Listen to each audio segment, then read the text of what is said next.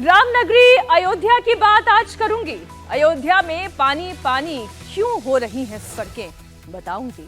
राम मंदिर के गर्भगृह में पानी टपकने के दावे का सच क्या है वो भी आप देखेंगे, और साथ ही आपको शहर शहर जो बुलडोजर चल रहा है वो खबर भी दिखाऊंगी। आखिर उत्तर प्रदेश से लेकर मध्य प्रदेश तक और दिल्ली से लेकर राजस्थान तक हर तरफ बुलडोजर क्यों चल रहा है, इसकी भी बात होगी। लेकिन सबसे पहले बात अयोध्या की, उस अयोध्या की जिसे कभी बैकुंठ धाम कहा जाता था। त्रेता युग में जहां के राजा प्रभु श्री राम थे, उसी अयोध्या के पुराने वैभव को दोबारा लौटाने का काम किया जा रहा है। अयोध्या की रीडेवलपमेंट पर हजारों करोड़ का खर्च किया जा रहा है, लेकिन पहली ही बारिश के बाद अयोध्या से जो तस्वीरें सामने आई उसे देखकर आपको भी बहुत हैरानी हुई होगी, मुझे भी हुई और होनी लाजमी है। लेकिन इस पर सियासत भी जमकर हो रही है। अभी मॉनसून आया नहीं है, लेकिन मॉनसून से पहले ही जो बारिश हो गई है, या यूं कहे कि मौसम की पहली बारिश में ही रामनगरी अयोध्या पानी पानी हो गई है। अयोध्या में जगह जगह जल जमाव दिखाई दे रहा है। रेलवे स्टेशन से लेकर रामपथ तक पानी भर गया है। अयोध्या में पिछले 3 दिनों से हो रही बारिश ने जो हाल किया है वो आपके सामने है। हालांकि आज सुबह के बाद बारिश नहीं हुई, लेकिन पिछले 2-3 दिनों की जो बारिश हुई है उसमें अयोध्या बड़ी बदहाल दिखाई दे रही है। राम मंदिर के आसपास के इलाके में पानी भर गया है। रामपथ पर कई जगहों पर गड्ढा भी हुआ। ये 6 तस्वीरें अयोध्या की कहानी बता रही हैं। पहली ही बारिश में अयोध्या के ड्रेनेज सिस्टम की भी पोल खुल गई है। सवाल ये भी पूछा जा रहा है कि क्या ड्रेनेज सिस्टम खराब है या ड्रेनेज सिस्टम को बनाने वाले सिस्टम ने कोई गड़बड़ी या घोटाला किया है। आज मैं आपको इन सभी सवालों का जवाब विस्तार से देने जा रही हूं। आइए आपको अयोध्या के पहले सिविल लाइन्स इलाके की तस्वीरें दिखाती हूँ। पहले वो तस्वीरें जो अभी की तस्वीरें हैं। बारिश का पानी इस इलाके में कैसे भरा वो आप देखिए। ये अयोध्या शहर की ही मार्केट की एक दुकान, और उस दुकान के अंदर रखा हुआ सामान पानी में तैरता हुआ नजर आ रहा है। कई सारे सामान है, देखिए सिलेंडर दिखाई दे रहा है, टोकरियां दिखाई दे रही है, बहुत सारा और सामान है जो पानी में चला गया। ये देखिए पानी की बोतलें दिखाई दे रही है। दुकान में पूरी तरीके से पानी भरा हुआ है। इसके बाद एक चीज तो समझ में आती है कि हाँ, जल जमाव वाली स्थिति अयोध्या में है और इसमें कोई सियासत वाली बात नहीं है। बारिश हुई, शहरों में पानी भरा, शहर में पानी भरा तो धीरे धीरे वो दुकानों में भी पहुंचा। इसका मतलब ये है कि ड्रेनेज सिस्टम में कोई वीकनेस है, इसलिए ये हुआ। और ये हाल सिर्फ अयोध्या के सिविल लाइन इलाके का ही नहीं है। राम मंदिर के सामने जलावनपुरा, ये एक ऐसा इलाका जहां पर जल जमाव के बाद हालत कितने खराब है। घर की तस्वीर है ये, और शायद ये घर के मालिक ही हैं जो अपना हाल पूरा घर का दिखा रहे हैं। आप देखिए, घर की किवाड़ हो यानी दरवाजा, घर का आंगन हो, अंदर का इलाका देखिए। अंदर भी जो कमरे की तस्वीर आप देख रहे हैं, घर ऐसा लग रहा है मानो पूरा तालाब बन गया है। लोगों का कहना यह है कि ये निचला इलाका है और राम मंदिर की तरफ से, आसपास की तरफ से जितना भी पानी है वो बहकर इनके घर की तरफ आ गया है। अब अकेले इनका घर नहीं, इस जगह पे जितने घर हैं, जितनी दुकानें हैं, वो सब निचले इलाके में है। निचला इलाका यानी पानी का फ्लो अपने आप उसी दिशा में होगा जहां पर गहराई होगी या फिर निचले सतह होगी, वहां पर जल जमाव हो रहा है। ये अशोक कुमार श्रीवास्तव का घर है। ये कमरा है जो पहले लिविंग रूम हुआ करता होगा। जो बेड है, तखत है, कुर्सी मेज है, गद्दा है, ट्रंक है, सिलाई मशीन है, सब कुछ ऊपर चढ़ा हुआ है क्योंकि नीचे यहाँ सब पानी पानी हो रहा था इस घर में। आगे तो और ज्यादा पानी दिखाई दे रहा है।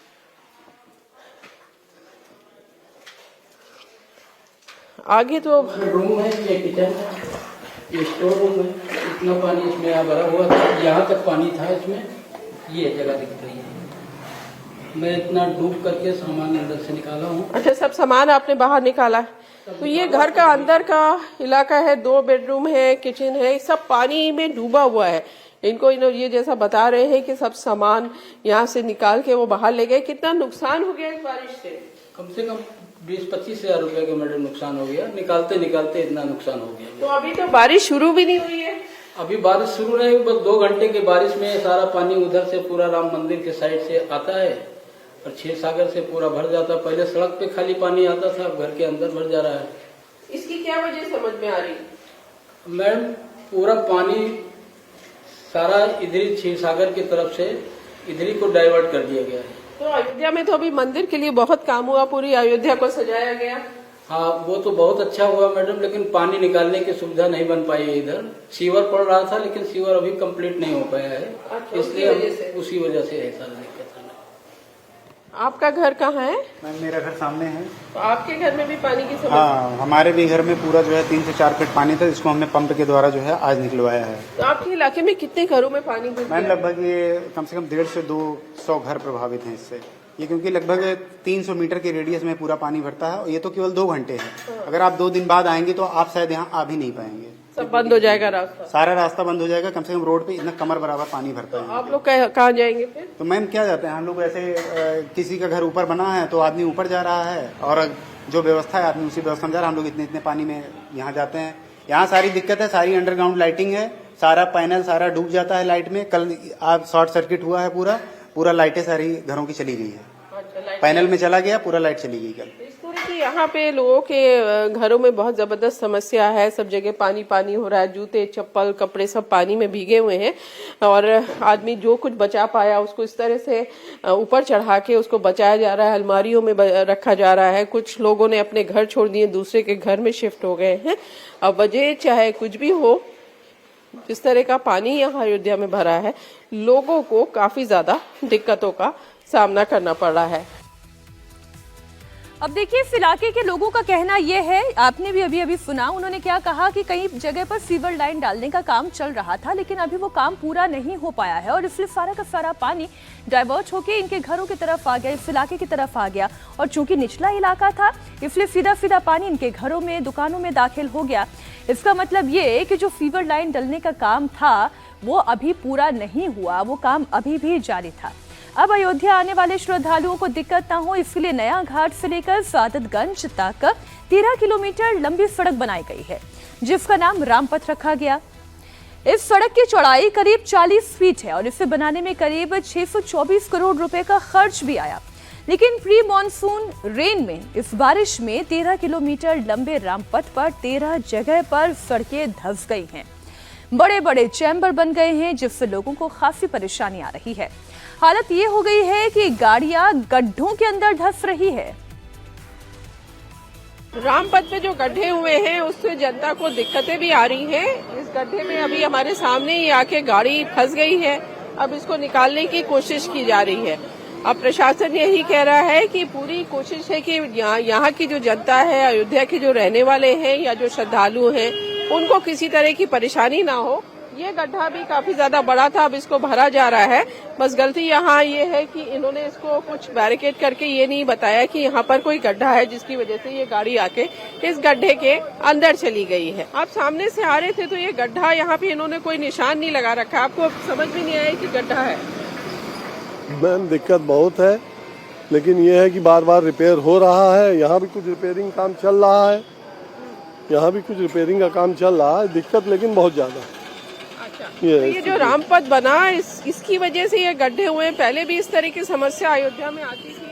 नहीं, पहले ऐसी कोई समस्या नहीं थी, पहले ऐसी कोई समस्या नहीं थी। आप जब आ रहे थे तो ये गड्ढा दिखा नहीं आपको यहाँ पे? नहीं, ध्यान नहीं दे पाए। 2-4 लोगों को बुलाओ, जरा गाड़ी उठवाई, 2-4 लोगों को बुलाओ तो उठवाई।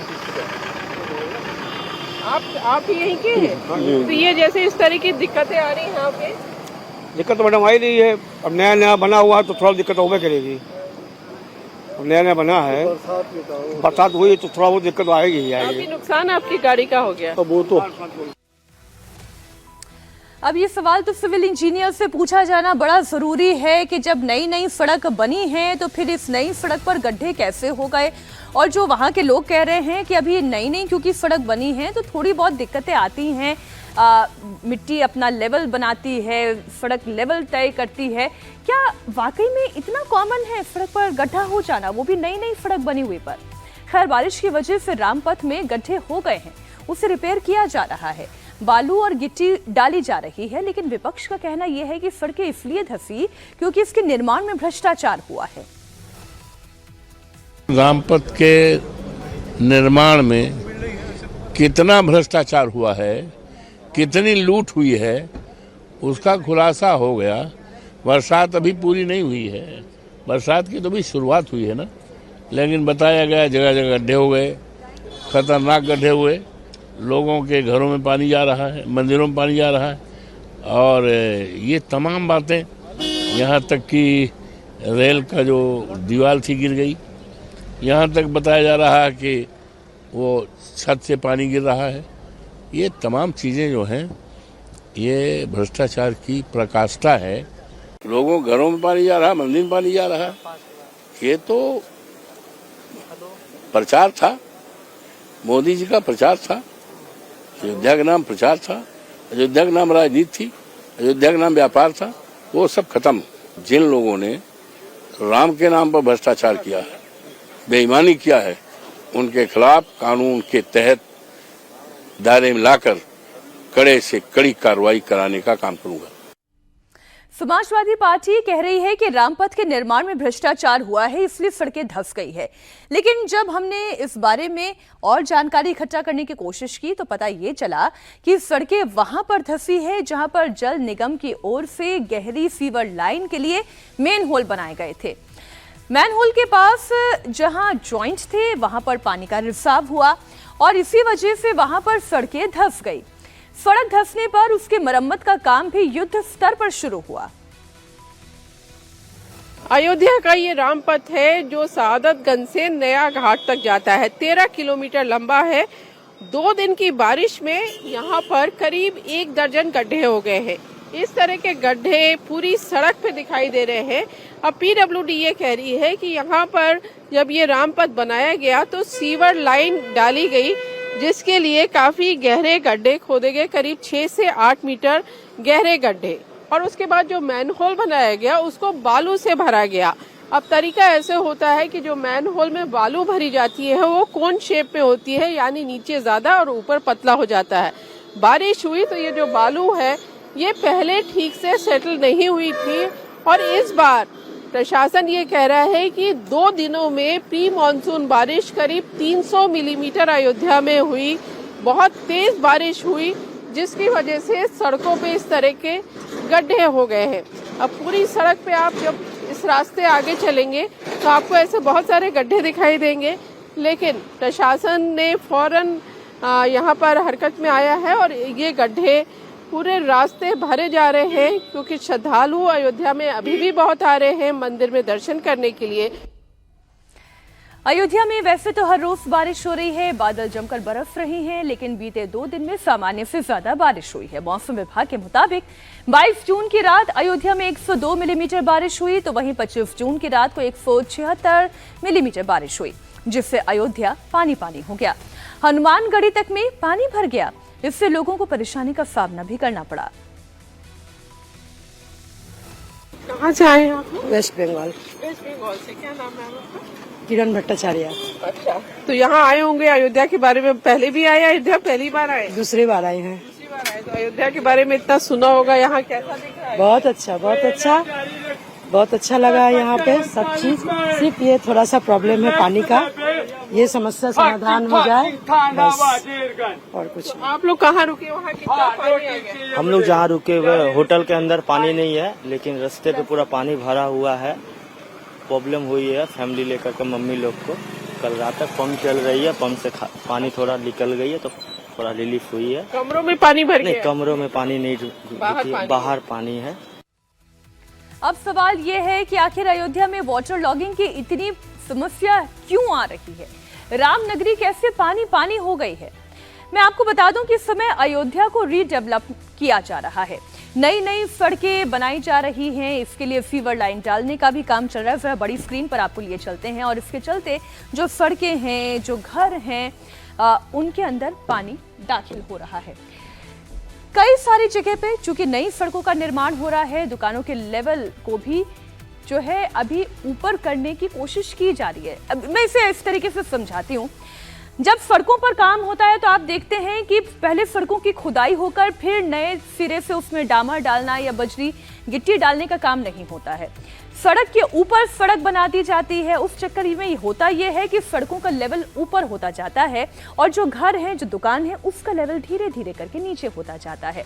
अपने आप जो पानी सड़क पर भरेगा वो धीरे धीरे बहकर निचले इलाके में चला जाएगा, जो अभी इनके साथ हो रहा है। लोगों के घर में, दुकानों में पानी दाखिल हो रहा है।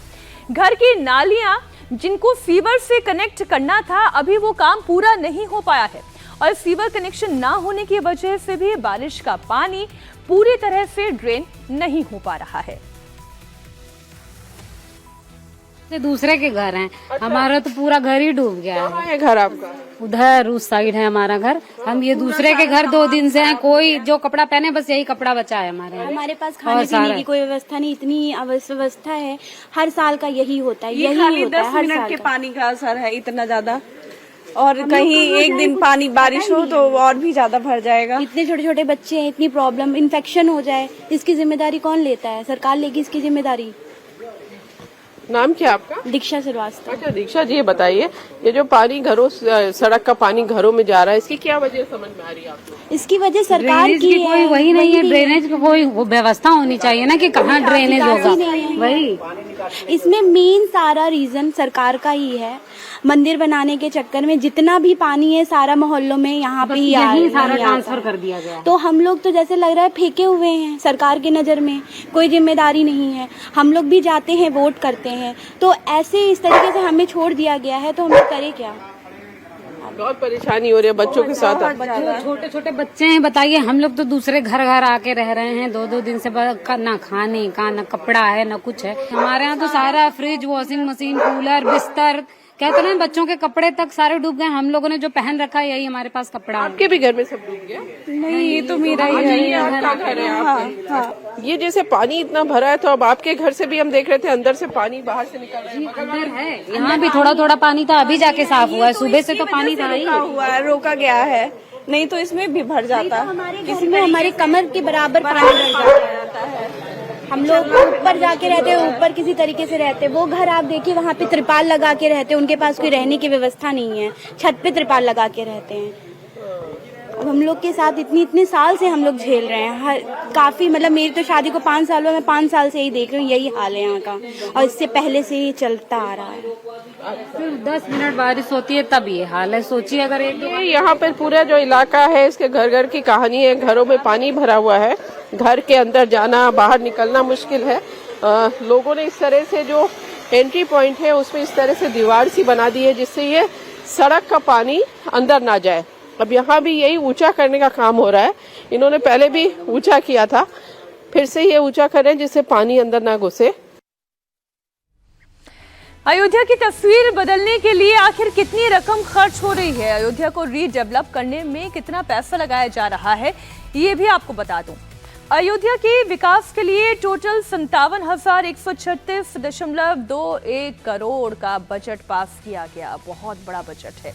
फर्स्ट फेज में 240.89 करोड़ यानी 240 करोड़ 89 लाख रुपए का खर्च आया। सेकेंड फेज में 484 करोड़ रुपए अयोध्या की तस्वीर को बदलने में लगाया जाएगा। फिर रामनगरी की सड़कों के निर्माण के लिए 35,000 से ज्यादा की यानी 37,000 करोड़ से ज्यादा की रकम को अलॉट किया गया है।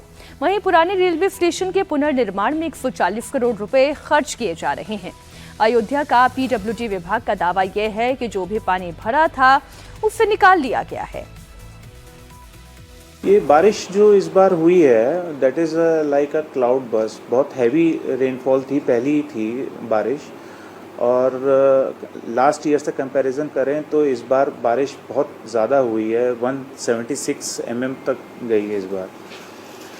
और ये सीवर लाइन के जो मैनहोल्स बने थे उसके पास ये गड्ढे हुए थे, क्योंकि सीवर लाइन एक ट्रेंचलेस लाइन डाली गई थी और उसमें एक नेचुरल कंपैक्शन किया जाता है, होता है। तो ये जनरली एक प्री मॉनसून, वो जो फर्स्ट रेनफॉल होती है उसमें ये हो जाता है कभी कभी।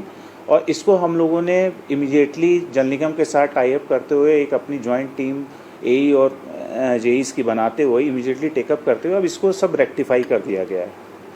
अब इस पे ट्रैफिक मूवमेंट पूरा सुचारू रूप से चल रहा है और सब रेक्टिफाई कर दिए गए हैं। मॉनसून से पहले ही जो बारिश हुई है उसमें अयोध्या पानी पानी हो गई है। ऐसे में हर किसी के मन में एक सवाल उठता है कि 500 साल पहले अयोध्या कैसी थी, 500 साल पहले उसका वैभव कैसा दिखता होगा। इसकी हकीकत अगर आपको जाननी है तो फिर आपको टाइम मशीन में जाना होगा, लेकिन ऐसी टाइम मशीन तो केवल फिल्मों में होती है। लेकिन आजकल एक ट्रेंड चला हुआ है एआई का, जिससे पूछने पर वो ये बताता है कि 500 साल पहले कैसी दिखती थी अयोध्या और 500 साल बाद वो कैसी दिखाई देगी। तो हमने भी एआई के जरिए जो तस्वीरें सामने आई हैं वो आपके सामने रखने की कोशिश की है। आर्टिफिशियल इंटेलिजेंस ने जो तस्वीरें जनरेट की हैं वो आपके सामने, उसमें प्राचीन हिंदू मंदिर की एक झलक दिखाई देती है। कल कल बहती हुई सरयू इस तस्वीर में दिखाई देती है। अयोध्या का जो स्वरूप था वो दिखाई देता है। ये तो बात हुई एआई की, लेकिन अयोध्या का जिक्र हमें जो रामायण में मिलता है, महर्षि वाल्मीकि अयोध्या के बारे में जो लिखते हैं, आइए वो आपको बताती हूँ। जरा बिग स्क्रीन पर लेकर आ जाएं। त्रेता युग में अयोध्या कैसी दिखाई देती थी, महर्षि वाल्मीकि ने इस पर अपना श्लोक लिखा। उन्होंने लिखा, कौसलो नाम मुदितः स्वितो जनपदो महान, निविष्ट सरयू तीरे प्रभुता धन्य धानवान। यानी सरयू नदी के तट पर संतुष्ट जनों से पूर्ण धन धान्य से भरा पूरा उत्तरोत्तर उन्नति को प्राप्त करने वाला कौशल नाम का एक बड़ा देश था। आगे वाल्मीकि जी क्या लिखते हैं वो भी आपको बता दूं। अयोध्या नाम नगरी तत्रा सिल्लोको कवि श्रुता मनुना मानवेंद्रेण या पूरी निर्मिता स्वयं। यानी कि इसी देश में मनुष्यों ने आदि राजा प्रसिद्ध महाराज मनु की बसाई हुई तथा तीनों लोकों में विख्यात अयोध्या नाम की एक नगरी थी। वो नगरी कुछ और थी, आज की तस्वीर कुछ और है। अयोध्या का वर्णन करते हुए महर्षि वाल्मीकि आगे कहते हैं, आयता दश च द्वे च योजनानि महापुरी श्रीमती त्रिणी विस्तीर्णा सुविभक्ता महापथा। यानी कि ये महापुरी 12 योजन यानी कि 96 मील चौड़ी है। कितनी? 96 मील चौड़ी। इस नगरी में सुंदर लंबी और चौड़ी सड़कें थी। अब हालांकि परिस्थितियां कुछ और है, लेकिन उस वक्त की अयोध्या कैसे दिखाई देती थी वो आपको बता रही हूं। आगे वाल्मीकि रामायण में क्या लिखा है ये देखें। राजमार्गेण महता सुविभक्तेन शोभिता मुक्त पुष्पाकीर्णेन जलासिक्तेन नित्यशः। अर्थात ये देखें, ये नगर चारों ओर फैली हुई बड़ी बड़ी सड़कों से सुशोभित थी। सड़कों पर नित्य जल का छिड़काव किया जाता था। और जब बात जल की होती है, आगे वो ये कहते हैं, नित्य जलासिक्तेन नित्यशः, यानी जल का छिड़काव किया जाता था और फूल बिछाए जाते थे। वाल्मीकि रामायण में जिस अयोध्या की शोभा का बखान होता है उसके जल के बारे में कहा जाता है, उसका जल गन्ने के रस जैसा मीठा था। इस नगर में बड़े बड़े तोरण द्वार थे, सुंदर बाजार थे। नगरी की रक्षा के लिए चतुर शिल्पियों द्वारा बनाए गए वहां पर जिस तरीके का निर्माण था उसे एक बार फिर से उजागर करने की कोशिश की जा रही है। लेकिन पहली ही बारिश में जो तस्वीर सामने आई वो एक बार तो सोचने पर मजबूर करती है कि क्या अयोध्या का ड्रेनेज सिस्टम उस वक्त ऐसा था।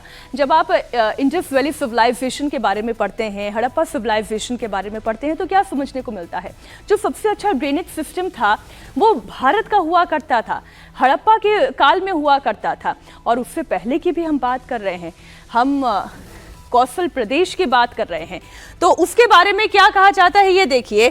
चौरस भूमि पर बड़े मजबूत और सघन मकान यानी कि बड़ी सघन बस्ती थी। कुओं में गन्नों के रस जैसा मीठा जल भरा हुआ था। ऐसी थी अयोध्या नगरी। इसका अर्थ तो यही हुआ कि आज के इस मॉडर्न सिविलाइजेशन में हमें फिर से हर शहर के ड्रेनेज सिस्टम को एक बार फिर से उसी रूप में, उसी शोभा में, उसी इंटेंसिटी के साथ उस पर काम करने की आवश्यकता है।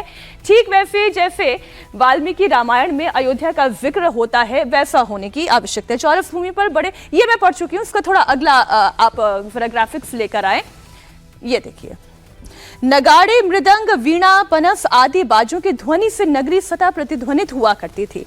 पृथ्वी तल पर इसकी टक्कर की दूसरी नगरी थी ही नहीं। ऐसी थी अयोध्या नगरी जो वाल्मीकि रामायण में लिखी हुई है।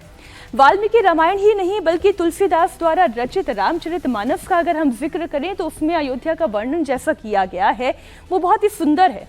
बालकांड में तुलसीदास जी लिखते हैं, राम धामदा पुरी सुहावनी, लोक समस्त विदित अति पावनी, चारी खाने जग जीव अपारा, अवर तजे तनु नहीं संसारा। यानी कि राम की अयोध्या परम धाम देने वाली, सब लोकों में प्रसिद्ध है, अत्यंत पवित्र है। जगत में 4 प्रकार के अनंत जीवों की बात जो की जाती है, इनमें से जो कोई भी अयोध्या में अपने शरीर को छोड़ते हैं फिर संसार में वो नहीं आते। इसका मतलब ये हुआ कि मोक्ष दायिनी है। जात रूप मणि रचित अटारी, नाना रंग रुचिर गचधारी, पुर चहु पास कोट अति सुंदर, रचे कंगोरा रंग रंग बर। अर्थात स्वर्ण और रत्नों से बनी हुई यहाँ अटारियां हैं जिसमें मणि हैं, रत्न हैं, अनेक रंगों के सुंदर ढले हुए फर्श दिखाई देते हैं। ऐसे परकोटा है जैसा सुंदर परकोटा कभी नहीं देखा गया। ऐसे सुंदर और रंग बिरंगे कंगोरे, जिसे आप हिंदी में कहें फनूस या फिर अगर अंग्रेजी में कहें शैंडलियर, वो सड़कों पर दिखाई देते थे। जिस अयोध्या नगरी के वैभव का जिक्र महर्षि वाल्मीकि और गोस्वामी तुलसीदास ने किया, उसी अयोध्या में 500 साल बाद राम मंदिर का निर्माण हुआ। यह अभी भी चल रहा है। 500 साल बाद रामलला पहली बार अपने मंदिर में विराजे। इस साल 22 जनवरी को ही रामलला की प्राण प्रतिष्ठा की गई, लेकिन उस पर भी खूब विवाद हुआ। अब एक बार फिर राम मंदिर के गर्भगृह में पानी टपकने के दावों को लेकर विवाद सामने आया है। दावा यह किया गया कि रामलला के गर्भगृह में लीकेज हो रही है। जब राम मंदिर के गर्भगृह में पानी टपकने की खबर आई तो निर्माण कार्य को लेकर भी सवाल उठे। सोशल मीडिया पर कई तरीके की अफवाहें फैलाई गई। ऐसे में राम मंदिर निर्माण से जुड़े हुए सबसे ट्रस्टेड व्यक्ति और राम जन्मभूमि तीर्थ क्षेत्र के महासचिव चंपत राय ने सोशल मीडिया एक्स पर साफ शब्दों में लिखा। जो उन्होंने लिखा वो आपको बता दें। राम मंदिर के गर्भगृह में पानी टपकने के दावे पर चंपत राय ने कहा है कि वहां एक बूंद भी पानी नहीं टपका है। मतलब जहां रामलला विराजमान है, जो गर्भगृह है मंदिर का, जहां पर हमने रामलला की पूजा होते हुए देखी। आप में से कई लोगों ने, जो दर्शक है हमारे कार्यक्रम के, उन्होंने दर्शन भी किए होंगे वहां जाकर। वहां एक बूंद भी पानी का लीकेज नहीं है। चंपत राय ने यह भी साफ कर दिया कि गर्भगृह में कहीं से भी पानी दाखिल नहीं हुआ है। ये राम जन्मभूमि तीर्थ क्षेत्र की तरफ से ऑफिशियल इंफॉर्मेशन है। इस मुद्दे पर राम मंदिर निर्माण समिति के अध्यक्ष नृपेंद्र मिश्र ने भी साफ कहा कि मंदिर में किसी भी तरह का कोई लीकेज नहीं है। ऐसा कुछ भी नहीं था। मैंने स्वयं निरीक्षण किया और निरीक्षण के बाद ये स्पष्ट था कि गर्भगृह में कोई पानी नहीं था। अभी गुरुमंडप जो है वो आप सभी जानते हैं कि वो अभी गुरुमंडप की जो छत है, गुंबज है, वो तो अभी पूर्ण हुई नहीं है, क्योंकि वह तो द्वितीय तल पे जाकर के पूर्ण होगी। तो जो द्वितीय तल पे पूर्ण होगी उसके बाद ही वहाँ का पानी जो है वो रुक गया। तो लोगों ने उसके प्रति एक भ्रम पैदा किया कि वहाँ से जो पानी आया, और दूसरी जो पानी हमने देखा, स्वयं अपनी आंखों से देखा कि जो बिजली की लाइनें खींचती है ना, पाइप जिसमें से तार डालते हैं, तो प्रथम तल पे तार डालना है। तार डालने के लिए जो वो पाइप है वो खुला हुआ था। चूँकि पानी था वहाँ पर, तो वो पाइप से नीचे सीपेज में चला गया। तो कुछ जगहों पे उसके जरिए गया। लेकिन हम आपको और आपके माध्यम से पूरी तरह आश्वस्त करना चाहेंगे कि किसी प्रकार से निर्माण में कोई भी कमी नहीं है। चंपत राय ने मंदिर निर्माण से जुड़ी हुई कुछ और जानकारियां भी शेयर की। चंपत राय ने बताया कि गर्भगृह के आगे गुड़ मंडप है। गुड़ मंडप के ऊपर सेकंड फ्लोर की छत का काम जारी है। जब ये छत का काम पूरा हो जाएगा तो गुम्बद को जोड़ा जाएगा और गुम्बद के लगने के बाद गुड़ मंडप की छत बंद हो जाएगी। राम मंदिर के अंदर जो पानी का लीकेज आप अभी तक देख रहे हैं सोशल मीडिया पर, पानी टपकने के जो दावे किए जा रहे हैं, उन्हें लेकर भी चंपत राय ने एक इन्फॉर्मेशन शेयर की। ये तो आप सभी को पता है कि राम मंदिर का निर्माण पत्थरों से किया जा रहा है और जो मंदिर पत्थर से बनते हैं उन मंदिरों में कंड्यूट जंक्शन बॉक्स का काम पत्थर की छत के ऊपर किया जाता है। कंड्यूट के लिए छत में छेद किया जाता है और इसी छेद के जरिए मंदिर के ग्राउंड फ्लोर के अंदर लाइटिंग की जाती है। चंपत राय ने एक और जानकारी साझा की। चंपत राय ने कहा कि ऊपर देखकर भले ही आपको ऐसा लगे कि छत से पानी टपक रहा है, लेकिन ऐसा नहीं है। पानी को कंड्यूट पाइप के जरिए ग्राउंड फ्लोर में निकाला जा रहा है और जैसे ही काम पूरा हो जाएगा, फर्स्ट फ्लोर पूरी तरह से वाटर टाइट हो जाएगा। फिर उसके बाद किसी भी जंक्शन से पानी की एंट्री मंदिर के अंदर नहीं होगी। राम भक्तों के मन में एक सवाल ये भी है कि राम मंदिर का पूरा निर्माण कार्य कब तक पूरा हो जाएगा, क्योंकि ऐसे कई सारे मौसम परिवर्तन आप देखेंगे, कई बार मॉनसून आएगा, बारिश होगी। अयोध्या में मंदिर का निर्माण कार्य लगातार जारी है। इसका कितना % काम हो चुका है और कितना काम होना बाकी है, उसकी डिटेल अब आपके सामने है। फर्स्ट फ्लोर का काम 90% पूरा हो चुका है। बताया जा रहा है कि जुलाई के एंड तक पहले तल का काम पूरा हो जाएगा।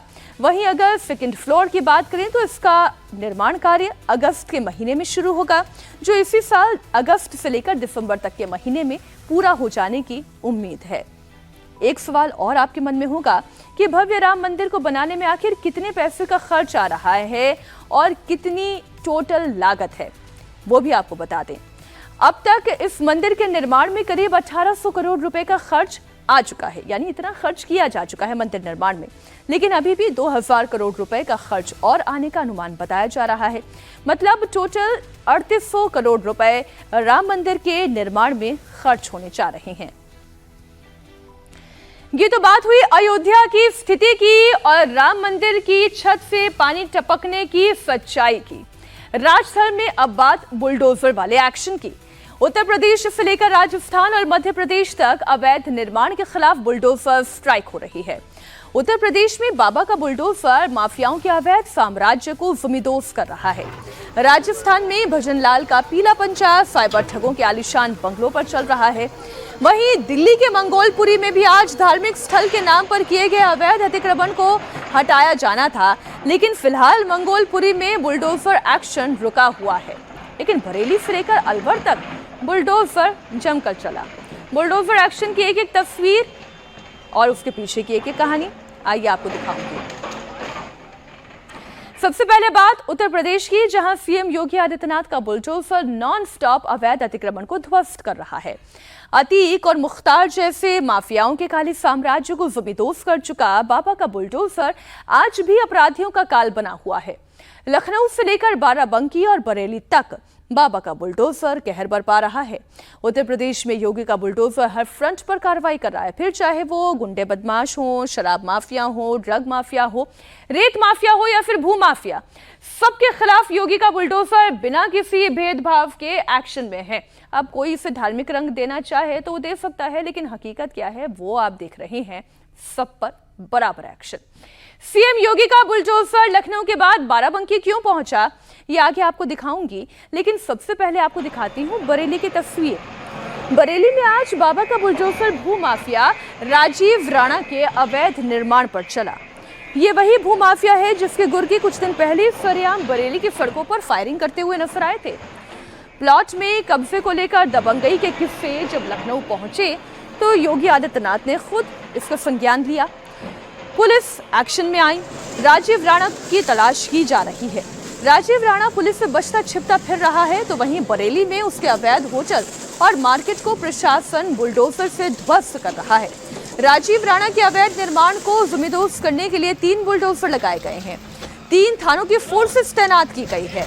पुलिस बिल्डर राजीव राणा को ढूंढ रही है, लेकिन फिलहाल उसका कोई सुराग नहीं मिला है। राजीव राणा ने कोर्ट में सरेंडर करने की अर्जी भी डाली है। दरअसल 22 जून की सुबह बिल्डर राजीव राणा के गुर्गों ने सड़क पर अंधाधुंध फायरिंग की थी। बरेली के पीलीभीत हाईवे पर करीब 1 घंटे तक 100 राउंड गोलियां चली थी। ये गोलियां बिल्डर राजीव राणा और मार्बल कारोबारी के बीच में एक प्लॉट को लेकर हुए विवाद के बाद चली। जब राजीव राणा के गुर्गे प्लॉट पर कब्जा करने के लिए पहुंचे तो दोनों तरफ से गोलियां चलनी शुरू हो गई। इस घटना के बाद पुलिस ने मार्बल कारोबारी को गिरफ्तार कर लिया। लेकिन भूमाफिया राजीव राणा फरार हो गया। उसने कोर्ट में सरेंडर करने की अर्जी लगा दी। अब मैं आपको दो तस्वीरें एक साथ दिखाती हूँ। पहली तस्वीर 22 जून की, जिस दिन बिल्डर राजीव राणा के गुर्गो और मार्बल कारोबारी के बीच में सड़क पर अंधाधुंध फायरिंग हुई। तब बड़ी दिलेरी दिखाई दे रही थी, किसी थ्रिलर मूवी का सीन दिखाई दे रहा था। दनादन दनादन फायरिंग हो रही थी। कभी कार तो कभी डिवाइडर की आड़ करते हुए ये फायरिंग करते हुए दिखाई दे रहे थे। लेकिन जब बाबा का बुलडोजर चला तो राजीव राणा भी फरार हो गया। प्रशासन का बुलडोजर राजीव राणा के अवैध होटल और मार्केट को ध्वस्त करता हुआ दिखाई दिया। इधर बरेली में भूमाफिया के खिलाफ बाबा का बुलडोजर गरज रहा है, तो राजस्थान के भरतपुर में साइबर ठगों पर सीएम भजनलाल ने भी बुलडोजर स्ट्राइक की। भजनलाल सरकार ने साइबर ठगों की कमर तोड़ने की पूरी तैयारी कर ली है। पहले उन्हें पकड़ने के लिए राजस्थान पुलिस ने ऑपरेशन एंटीवायरस शुरू किया और अब मेवात इलाके में साइबर ठगों के खिलाफ बुलडोजर एक्शन हो रहा है। भरतपुर पुलिस इस वक्त मेव इलाके में साइबर ठगों के आलीशान घरों को बुलडोजर से जबरदस्त कर रही है। साइबर ठगों ने जिन लोगों को ऑनलाइन ठग कर मेवात की इन सरकारी जमीनों पर करोड़ों के आलीशान बंगले बनवाए थे, उन्हें पुलिस अब एक एक करके बुलडोजर से ध्वस्त कर रही है। बुलडोजर एक्शन से पहले भरतपुर पुलिस ने साइबर ठगों की संपत्ति की जानकारी जुटाई थी। पुलिस ने एसडीएम और तहसीलदार को 12 साइबर ठगों के नाम भेजे और फिर तहसीलदार ने इनके मकानों को उनके खसरा नंबर, उनकी संपत्ति, उसकी पूरी डिटेल जुटाई। अब प्रशासन साइबर ठगों के अवैध निर्माण को तोड़ रही है। ऑपरेशन एंटीवायरस के बाद अब मेवात में भजनलाल सरकार का ठगों के घर पर बुलडोजर चलना शुरू हो चुका है। आप देखिए, ये घर है मेवात इलाके में जो कि चिन्हित किया गया था और ये इंक्रोचमेंट है, अवैध अतिक्रमण है। और बड़ी बात यह है कि ठगों ने अवैध तरीके से अर्जित करके संपत्ति से ये बड़े बड़े घर बनाए थे। ये 3 मकान जो आप देख रहे हैं, इनको तोड़ा जा रहा है। तमाम लोगों को गिरफ्तार किया गया है यहाँ पर, क्योंकि एंटीवायरस के तहत ये पता लगा है कि ये ठगी की वारदात को अंजाम दे रहे थे। और मेवात में एक बड़ा ठगी का जो खेल चल रहा था, उससे अवैध जो काली कमाई अर्जित की गई, उससे बड़े बड़े यहाँ पर आलीशान बंगले बनाए गए हैं। वो भी उस जगह पर जबरन जमीन को अधिग्रहित करके, इंक्रोचमेंट करके, तो इस इंक्रोचमेंट को हटाया जा रहा है। ये उसका मकान है जो एक बड़ा ठग है। उस ठग को गिरफ्तार कर लिया गया और उसके बाद ये चिन्हित किया गया था कि यहाँ से कई बार ठगी की घटना, ठगी की वारदात को अंजाम दिया गया है। पुलिस के हत्थे चढ़ा और उसके बाद पता लगा कि जिस घर में बैठ के वो ठगी की वारदात को अंजाम दे रहा था, वो घर भी पूरी तरीके से अवैध है। यहाँ जो पैसे उसने अर्जित करे थे ठगी से, उससे इसने आलीशान बंगला बनाया और उसके बाद अब भजनलाल सरकार का बुलडोजर गरज रहा है उन अवैध संपत्तियों और ठगों के घर पर मेवात में, जिन्होंने काली कमाई से अकूत संपत्ति बनाई।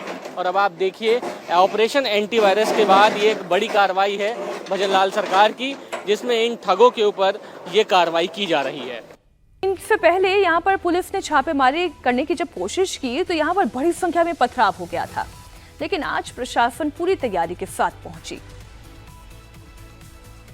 मेवात में ठगों के गढ़ पर ऑपरेशन के बाद अब बुलडोजर गरज रहा है। और आप देखिए, ये साहिलपुर बब्बर का घर है जो कि कितना आलीशान बंगला बनाया था यहाँ पर, जो कि अवैध रूप से अतिक्रमण किया है। और बड़ी बात यह है कि ठगी की वारदात करने के बाद जो अवैध रूप से जो संपत्ति इन्होंने बनाई, जो पैसा कमाया, उससे ये बंगले बनाए हैं और गलत तरीके से यानी अवैध अतिक्रमण करके रखा था, जबरन कब्जा करके रखा था।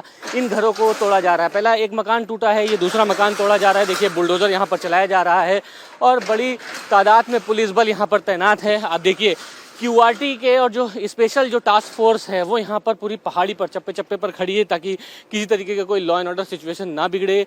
ये देखिए, जो पूरी पहाड़ी है ये वन विभाग की जमीन है और इस पर यहाँ पर अतिक्रमण करके रखा हुआ है। जैसा कि पुलिस अधिकारी बता रहे हैं कि 2 साल 3 साल पहले यहाँ पर अतिक्रमण करके रखा हुआ है और उसके बाद अब जब यहाँ से बड़े पैमाने पर जो ठगी की वारदात हो रही थी, जब उसको लगाम लगाई गई, यानी उन लोगों को पकड़ा, यानी इस घर से जो ठगी की वारदात कर रहे थे उनको पकड़ा गया, तब ये पता लगा ये जो घर बना है वो काली कमाई से बना है। ठगी की वारदात करने के बाद जो पैसा उससे कमाया था, उससे ये बंगला बनाया था और उसके बाद इस बंगले को, यानी इस घर को तोड़ा जा रहा है। ये पूरी ज़मीन सरकारी है और उस पर गलत तरीके से यहाँ पर घर बनाया था। आप देखिए, बड़ी तादाद में पुलिस बल यहाँ पर तैनात है और इस पहाड़ी पर पूरी चप्पे चप्पे पर यहाँ पर फोर्स तैनात कर दी गई है, क्योंकि किसी तरीके का लॉ एंड ऑर्डर यहाँ पर ना बिगड़े। और आप देखिए कितनी बड़ी तादाद में यहाँ पर इंक्रोचमेंट हो रखा है। ये देखिए पूरा जो इंक्रोचमेंट है ये पुलिस यहाँ पर इसको तोड़ेगी, क्योंकि अवैध रूप से ये बनी हुई है। इनका कहना है कि पहाड़ी के पास जो जमीन वन विभाग की है उसको इस पर बनाया है और 2-3 साल पहले स्ट्रक्चर खड़ा कर दिया गया। ना कोई स्ट्रक्चर बल्कि ये एक बड़े बंगले के रूप में तैयार किया गया है और ये पैसा जो है वो गलत तरीके से कमाया गया। मनीष जी, ये तो पूरा बंगला तैयार हो गया यहाँ पर, जो कि 1 दिन 2 दिन में तो ये होना संभव नहीं है। ये एक्चुअली आज हमारा जॉइंट ऑपरेशन है। वन विभाग, जैसे कि आप पीछे देख पा रहे हैं, पहाड़ हैं और ये वन विभाग की ज़मीन थी और आसूचना हमने संकलित की थी, तो इन लोगों ने साइबर ठगी के अपराध से जो धन संपदा अर्जित की है उस संपदा से इन्होंने ये मकान आलीशान जीवन जी रहे हैं। अच्छे लग्जरी मकान बना रखे हैं। राजस्थान में सरकार बदली तो प्रदेश का सिस्टम भी बदलने लगा। यही वजह है कि साइबर फ्रॉड करने वालों के खिलाफ पुलिस जीरो टॉलरेंस की नीति पर आगे बढ़ रही है। ऑपरेशन एंटीवायरस में पुलिस को बड़ी कामयाबी भी हाथ लगी है। राजस्थान पुलिस ने सिर्फ मेवात रीजन में साइबर क्राइम की 150 से ज्यादा FIR लॉन्च की। इसमें अब तक 400 से ज्यादा ठग अरेस्ट किए गए। इन ठगों के पास से लगभग 1000 mobile, 300 ATM card, 1500 SIM card, 10 micro ATM, 6 swipe मशीनें, 31 4 wheeler, 27 2 wheeler, 8 laptop, 1 tablet, 6 computer जब्त किए गए। पुलिस को ठगों के पास से फिंगरप्रिंटिंग मशीन के साथ साथ कैश काउंटिंग मशीन के अलावा सोचे कैश काउंटिंग मशीन भी रखी हुई थी। कितना धंधा इनका चमक रहा था। अवैध हथियार भी बरामद किए गए। देश भर में होने वाले कुल साइबर क्राइम का 18% इसी इलाके से ऑपरेट होगा। पूरे इलाके में इन फ्रॉड की ट्रेनिंग ऐसी हुई कि वो साइबर क्राइम को बहुत ही पेशेवर तरीके से करते थे। कहीं से पकड़े ना जाएं, इसके लिए वो फुल प्रूफ तैयारी के साथ ही अपने ऑपरेशन को अंजाम देते थे। साइबर क्रिमिनल्स की एक टीम फर्जी सिम और चोरी के मोबाइल लाती थी। इन सिम कार्ड्स को बंगाल, बिहार और उड़ीसा से मंगाया जाता। फिर फोन से लोगों से ऑनलाइन ठगी का खेल शुरू होता। लड़की की फेक प्रोफाइल बनाकर लोगों को कॉल किया जाता, फिर स्क्रीन रिकॉर्ड करके लोगों को ब्लैकमेल किया जाता और पैसे की डिमांड की जाती। ये गिरोह बैंक के लोगों के साथ मिलकर फर्जी पते पर खाते खुलवाते और जैसे ही ठगी की रकम फर्जी पते वाले खाते में आती वो उसे निकाल देते। फर्जी एड्रेस होने की वजह से इसे ट्रेस करने में बड़ी दिक्कत आती। लेकिन अब इन साइबर ठगों की कमर तोड़ने के लिए उन पर भजनलाल सरकार ने बुलडोजर स्ट्राइक कर दी। जिस मेवात इलाके में पहले पुलिस घुसने से कतराती थी, जहां लॉ एंड ऑर्डर का सिचुएशन बिगड़ जाता था, उस मेवात इलाके में पुलिस का ऑपरेशन एंटीवायरस और भजनलाल सरकार का अब बुलडोजर गरज रहा है। आप देखिए 2 बुलडोजर वहां पर खड़े हैं, एक बुलडोजर घर तोड़ रहा है। बड़े पैमाने पर यहाँ पर पुलिस फोर्स तैनात की गई है। देखिए तमाम पुलिस अधिकारी यहाँ पर हथियारों के साथ यहाँ पर मौजूद हैं। पीछे धर्मराज जी हैं, मनीष शर्मा हैं। इससे पहले भी ऑपरेशन एंटीवायरस में भी आपने देखा होगा इन लोगों ने बड़ी कार्रवाई की थी और ये ठगों के ऊपर एक बड़ी कार्रवाई है। मेवात में बड़े पैमाने पर ठगी होती है। ऐसा कोई देश का राज्य नहीं बचा है जहां पर ठगी के शिकार ना हुए हों लोग, और इसकी शिकायत भी बड़े पैमाने पर हुए हैं। बड़े बड़े पुलिस के जो अधिकारी हैं वो तमाम अपनी फोर्स के साथ मेवात में कई बार यहां पर ऑपरेशन कर चुके हैं और अब जब ऑपरेशन एंटीवायरस चला है तो उसमें हजारों लोग गिरफ्तार किए जा रहे हैं। बड़े पैमाने पर कैश बरामद हुआ है, मशीनें बरामद हुई हैं, बड़ी बड़ी लग्जरी गाड़ियां बरामद हुई हैं और तो और ये तमाम चीज़ें पता लगी है कि अवैध रूप से जो संपत्ति अर्जित की गई है उस अवैध रूप के संपत्ति जो अर्जित करने के बाद बड़े बड़े आलीशान घर बनाए जा रहे हैं।